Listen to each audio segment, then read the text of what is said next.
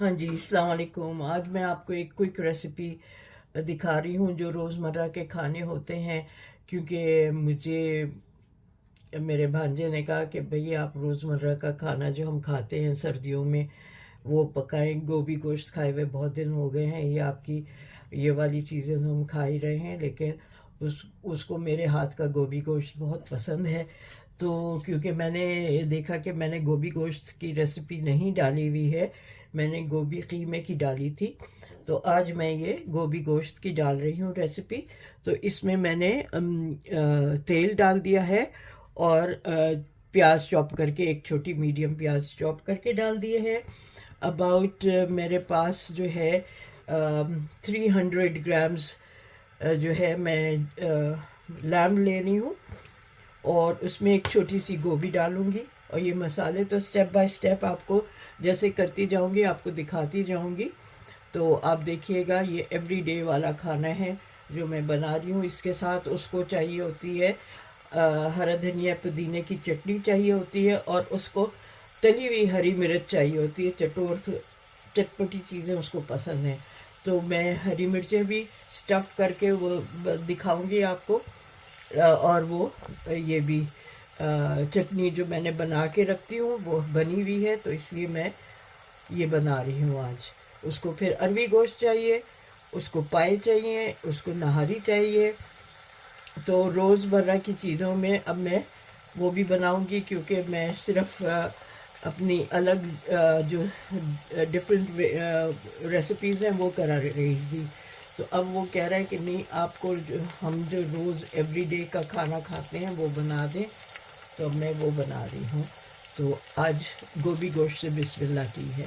तो चलें मिलते हैं। ये जब प्याज ज़रा सी सौटे हो जाए, हल्की सी ब्राउन हो जाए, उसके बाद इसमें वन बाय वन जो चीज़ें डालूंगी वो आपको दिखाती जाऊंगी। ये मैं डाल रही हूँ अदरक लहसुन का पेस्ट, और इसको भूनूंगी जब तक कि इसका कच्चापन ख़त्म ना हो जाए। ठीक है, बेसिकली ये रोज़मर्रा के खाने तो इसी तरह बनते हैं, कोई ख़ास इसमें इंग्रेडिएंट्स नहीं जाती जो एवरीडे हम खाने बनाते हैं, ये वही है। लेकिन बहुत से लोग स्पेशली जो स्टूडेंट्स हैं मुल्क से बाहर, वो उन लोगों की भी मेरे से रिक्वेस्ट रहती है कि आप एवरीडे वाला खाना दिखा दें। तो ये वो भी देख लेंगे जो बच्चे अमेरिका, कनाडा में, ऑस्ट्रेलिया में पढ़ रहे हैं, उनके लिए, उनकी बेनिफिट के लिए भी ये मैं बना रही हूँ। और ये समहाउ हमारी फैमिली में गोभी गोश्त सबको बहुत ही पसंद है। तो जितने हमारे रिश्तेदार और मिलने वाले हैं सब बड़े शौक़ से खाते हैं। तो चलें, अब ये मैंने डाल दिया, अब दूसरी चीज़ें डालूंगी तो दिखा दूँगी। अच्छा जी, ये मैं डाल रही हूँ बेसिक, ये है धनिया, हल्दी, नमक, थोड़ा सा गरम मसाला है, और ये मैं वो वाली कश्मीरी लाल मिर्च डाल रही हूँ, क्योंकि जो मेरा पोता है उसको मिर्चें लगती हैं, तो उसकी वजह से मैं ये डाल रही हूँ। और हम लोग जो हैं उसके साथ वो जो हरी मिर्चें, स्टफ्ड हरी मिर्चें बनाऊँगी तो वो खा लेंगे, उससे तेज़ी आ जाएगी। या हरे धनिए की चटनी है। तो आप सोच रहे होंगे कि आज मेरा तेल बहुत डार्क कलर का, येलो कलर का था, तो वो इसलिए था कि मैंने उसमें मैं ज़ाया नहीं करती हूँ, तो जिस तेल में मैंने आलू तले थे अभी एक आध दिन पहले, वो वाला तेल मैंने रखा हुआ था, तो वो मैंने डाला है। तो ये चीज़ें मैं एहतियात से रखती हूँ। सिर्फ ये है कि अगर फ़िश वाली या प्रॉन्स वाला कोई तेल होता है उसको मैं अलग रखती हूँ, मिक्स नहीं करती हूँ। और जिसमें चिकन या गोश्त किया हुआ होता है वो अलग होता है तेल, और जिसमें प्याज या सब्ज़ी बनाई होती है वो अलग रखा होता है। तो ये जो है आलू जो मैंने तले थे ये उसका तेल है। अब जैसे ही इसका मसाले का कच्चापन ख़त्म होगा तो मैं इसमें गोश्त डाल दूँगी। चलें, ये मैं गोश्त डाल रही हूँ। ठीक है, ये एक वक्त का खाना है। 300 ग्राम गोश्त है, और एक छोटी गोभी मैं इसमें डालूँगी। तो ये भी मैं भून लेती हूँ। ठीक है, चलें जी, ये गोश्त भी भून गया।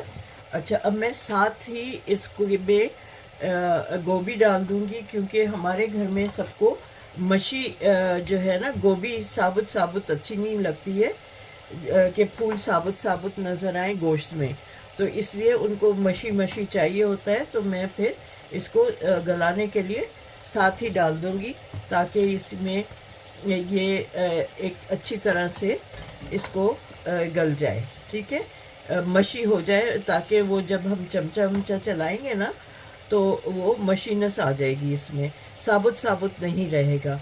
तो मैं ये इसमें ये गोभी डाल के इसको भी भून रही हूँ, ठीक है। और फिर मैं इसको प्रेशर लगा दूंगी पानी डाल के, कोई 10 मिनट में ये गल जाएगा सब गोश्त, क्योंकि लैम्ब है, लैम्ब भी 10 मिनट में गलेगा।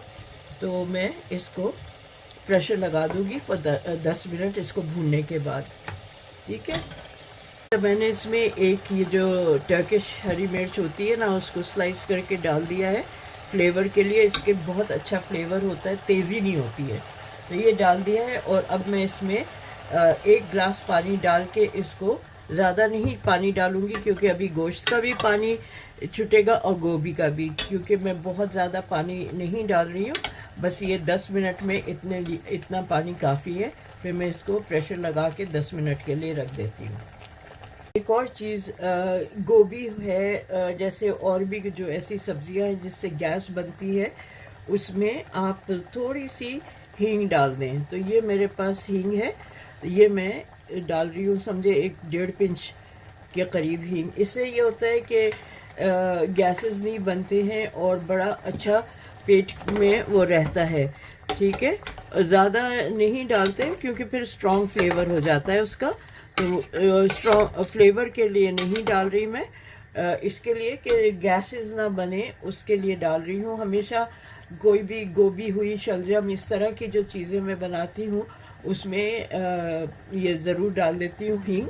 तो अगर आपके पास भी हींग हो और आप लोगों के यहाँ घर में किसी को ये होता हो कि हम ये नहीं खा रहे, क्योंकि कुछ लोग ये कहते हैं हम नहीं खा रहे, इससे हमें गैसेस बनती हैं, तो उस चीज़ के लिए अगर कोई एक बात हो तो आप इसमें थोड़ी सी हींग डाल दें।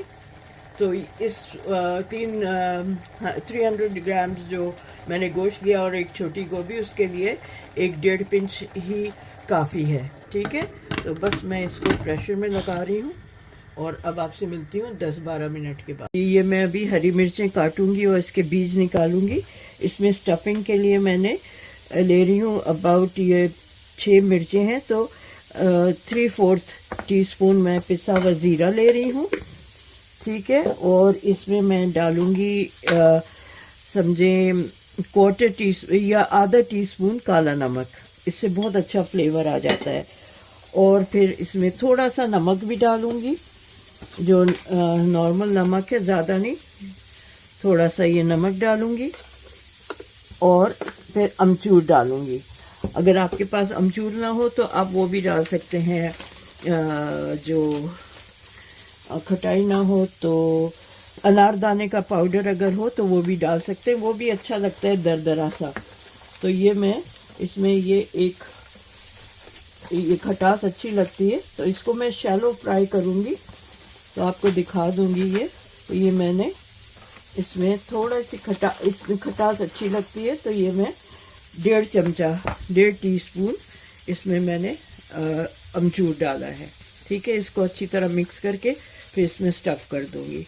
ग्लव्स इसलिए पहने हैं कि मैं हरी मिर्च काटूँगी तो मिर्चें ना लगे। ये देखें, ये मैंने काट ली, इसमें से बीज भी निकाल लिए। और हरी मिर्च को जब आप काटने लगे ना तो उसको इस तरह से फेंक के देखें, ठीक है, ये किस एंगल पे जाके गिरती है, तो उस एंगल को आप इस तरह से रखें और काटें, ताकि फिर आप इसी एंगल से इसको काट के और फिर इसको फिल करें। तो ये है कि फिर वो स्पिल आउट नहीं होता, वो निकलता नहीं है मसाला जब आप तलते हैं। एक दफ़ा मसाला इसमें सेट हो जाता है तो फिर आप इसको पलट भी सकते हैं इजीली।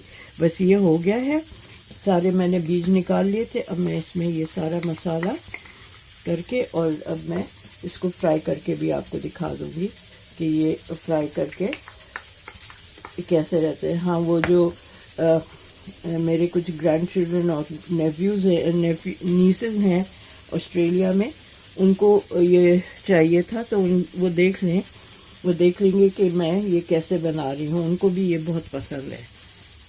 देख लो बच्चों, ये इस तरह से फ्राई करना है जिस तरह से मैंने रखा है, ताकि ऊपर जो कट हिस्सा है वो ऊपर की तरफ हो। एक दफ़ा ये सेट हो जाएगा ना और मसाला इसमें अंदर जम जाएगा, तो फिर पलटेंगे तो वो गिरेगा नहीं मसाला। ठीक है, इस तरह से आप इसको रखें और ये शैलो फ्राई करने, बिल्कुल मैंने लो हीट पे रखा है, बिल्कुल लो फ्लेम पे रखा है। बस 2 मिनट रह गए हैं, गोभी गोश्त भी तैयार हो जाएगा, उसको भी मैं अभी खोल के आपको दिखाऊंगी। उसमें फिर दही में डालना है भूनने के लिए।